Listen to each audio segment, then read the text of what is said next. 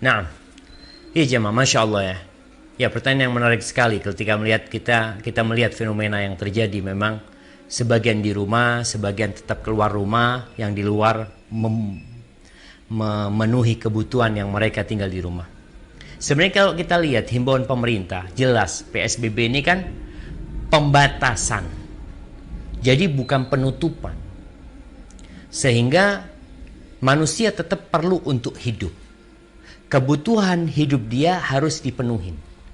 Jangan sampai dia tinggal di rumahnya tapi mati juga dalam rumahnya karena kelaparan. Mereka perlu makan, mereka perlu kebutuhan. Jadi mereka yang punya uang, dan mereka bisa hidup dengan tetap tinggal di rumah. Kebutuhanmu dibatasin. Tadi dengan cara ya pasarnya dibatasin oleh pemerintah sendiri. Sebagian juga sudah dianjurkan untuk beli secara online. Mungkin kita berpikir gimana orang ini? Nah, namanya pembatasan. Jadi orang-orang yang berjualan ini dibatasin. Mereka tidak boleh mengumpulkan orang untuk beli sama dia. Momennya ada orang buka warung. Boleh sebagian tempat warung tetap buka, tapi nggak boleh beli di sana. Orang beli bawa. Karena pemerintah tahu masalahnya adalah menghindari kumpulnya manusia. Itu aja yang dihindari sebenarnya. Kita bicara orang kalau keluar rumah, pemerintah masih membolehkan orang naik sepeda motor. Di Jakarta sendiri. Tapi kan yang mulai dipermasalahkan ketika dia bawa penumpang.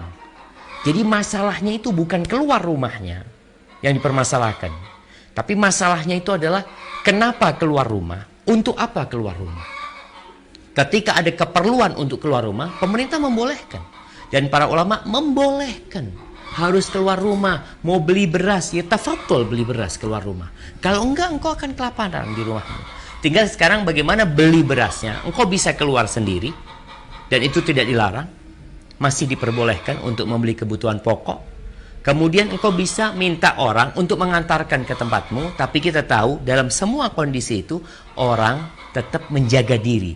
Dengan dia harus pakai masker ya. Dengan dia harus ya sering cuci tangan. Jadi hal-hal itu sebenarnya yang dihindari. Jadi kalau bicara kebutuhan perut kita tetap kita penuhin. Kalau bicara ibadah kita, oke, sekarang ibadah kita itu kita nggak berhenti beribadah. Bukan berarti dengan masjid ditutup kemudian kita nggak sholat. Kita tetap melaksanakan sholat. Tadi yang Ana sampaikan bahwasanya sekarang nih, kalau kita biasa sholat tarawih setengah jam, sekarang kita di rumah sendiri. Engkau bisa bikin sholat tarawihmu 3 jam.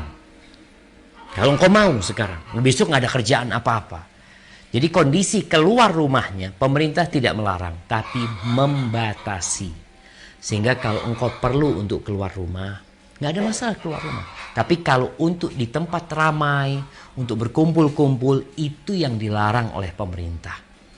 Jadi insya Allah himbauan dari pemerintah untuk tetap tinggal di rumah adalah tetap tinggal di rumah, tidak keluar rumah untuk kebutuhan-kebutuhan yang tidak mendesak, tidak keluar rumah untuk kumpul-kumpul sama manusia yang banyak.